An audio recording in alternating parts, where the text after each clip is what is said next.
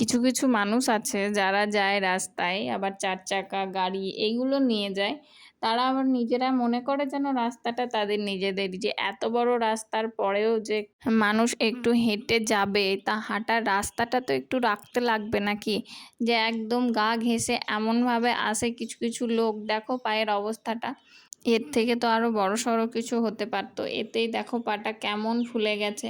মানুষের মানে মানসিকতাটা যে কবে হবে, পিছন দিকে দেখছো সামনে একজন দাঁড়িয়ে আছে। একটু তো দেখে যাবে। শুধু চাকাটা একটু লেগেছে এতেই এরকম। এর থেকে আরো তো বেশি কিছু হতে পারত, তাই না? এত তাড়া কিসের?